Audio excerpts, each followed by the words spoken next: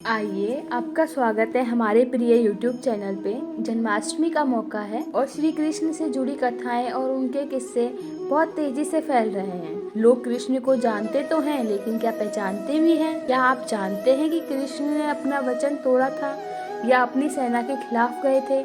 चलिए, आज आपको बताते हैं कृष्ण से जुड़े 5 किस्से। पहला, जब महाभारत में कृष्ण ने तोड़ा था अपना वचन। किसी दोस्त को कहते हुए सुना था कि श्री कृष्ण ने तो महाभारत की लड़ाई में कोई अस्त्र या शस्त्र उठाया ही नहीं। उन्होंने सिर्फ अर्जुन के सारथी बनने की बात स्वीकारी थी और पूरे युद्ध में अपने उपदेश दिए थे। लेकिन क्या ये वाकई सही है? इस बात के पीछे 2 तर्क दिए जाते हैं। सबकी शुरुआत तब होती है जब दुर्योधन भीष्म पितामह पर गुस्सा दिखा रहा था। वजह ये थी कि एक भी पांडव नहीं मरा था।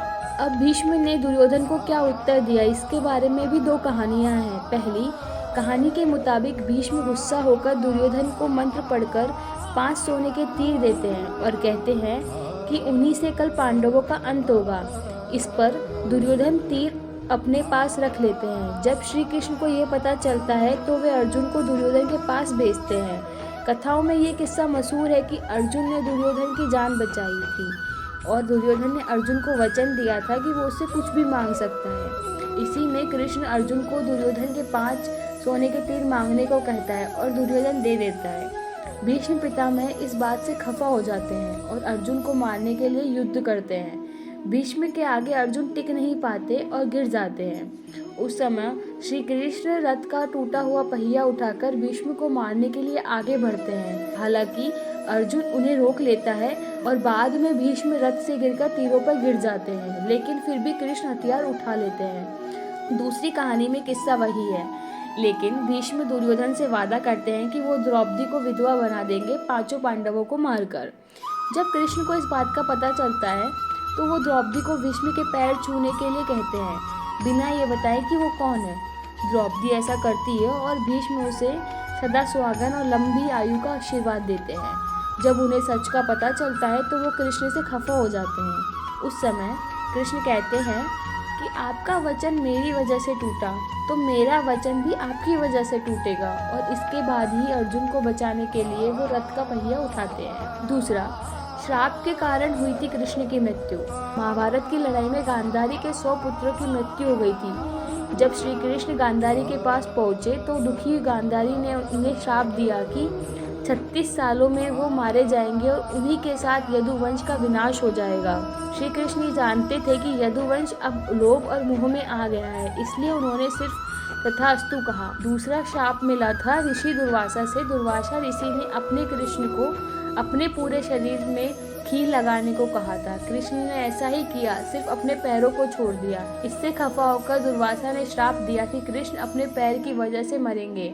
एक समय जब श्री कृष्ण समाधि में थे तब एक शिकारी जारा ने कृष्ण के पैर को कोई जानवर समझ लिया और उन पर तीर चला दिया।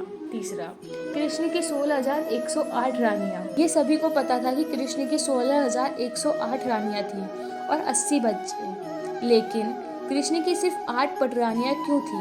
दरअसल रुक्मणी, सत्यभामा, जवामती, नागनजीती, कालिंदी, मृत्यवृंदा, वृद्धा और लक्ष्मणा ही कृष्ण की असली रानियां थी। हर रानी से कृष्ण के 10 बच्चे थे। बाकी 16,100 महिलाओं को कृष्ण ने एक राक्षस नरकासुर से छुड़वाया था और अपने अपने घर भेज दिया। किसी के घर वालों ने उन्हें नहीं अपनाया तो बाद में श्री कृष्ण ने उनसे शादी कर ली, लेकिन कभी कोई रिश्ता नहीं बनाया। चौथा, क्यों कृष्ण हो गए अपनी ही सेना के खिलाफ? महाभारत के युद्ध से पहले दुर्योधन और अर्जुन दोनों ही कृष्ण के पास मदद मांगने गए थे। जब दोनों पहुंचे तो कृष्ण सो रहे थे। कृष्ण के सिर के पास दुर्योधन खड़े हो गए और पैरों के पास हाथ जोड़कर अर्जुन। जब कृष्ण की नींद खुली तो उन्होंने अर्जुन को देखा और उसका साथ देने की बात कही। दुर्योधन इस पर खफा हो गए और कहा कि वो पहले आए थे और कृष्ण को उनका साथ देना चाहिए। इस पर कृष्ण ने कहा कि उन्होंने अर्जुन को पहले देखा है, इसलिए दोनों की मदद करनी होगी। कृष्ण ने इस पर दुर्योधन को अपनी सेना दे दी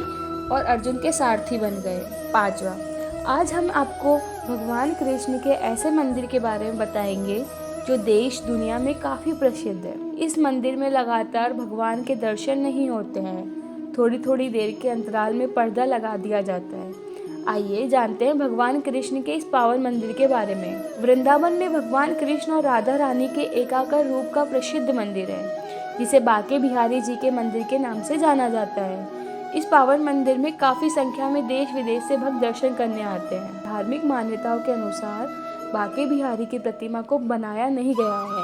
यह प्रतिमा स्वामी हरिदास जी के अनुरोध पर प्रकट हुई थी। ऐसा कहा जाता है कि यह प्रतिमा लकड़ी की है। स्वामी हरिदास जी ने भगवान कृष्ण और राधा रानी के एकाकार रूप को बांके बिहारी का नाम दिया था। बांके बिहारी जी के दर्शन लगातार नहीं होते, थोड़ी थोड़ी देर में पर्दा लगाया जाता है। धार्मिक मान्यताओं के अनुसार ऐसा माना जाता है कि अगर बांके बिहारी जी की ऐसी भक्त पर कुछ देर तक नजर पड़ गई तो वो उस भक्त के साथ ही हमेशा हमेशा के लिए चले जाएंगे।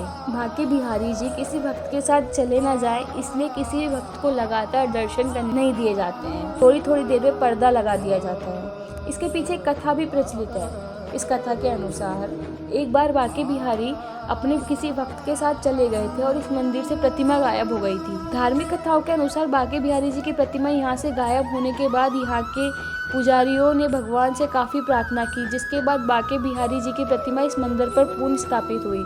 तब से किसी भी भक्त को बांके बिहारी जी को लगातार देखने नहीं दिया जाता है। मंदिर में थोड़ी थोड़ी देर में पर्दा लगा दिया जाता है। आप हमारे चैनल को सब्सक्राइब करके नए और उत्तम वीडियो की अपडेट प्राप्त कर सकते हैं। वीडियो को लाइक करें और अपने दोस्तों के साथ शेयर करें और भगवान कृष्ण के महत्वपूर्ण उपदेशों का लाभ उठाने के लिए हमारे साथ जुड़े रहें। धन्यवाद।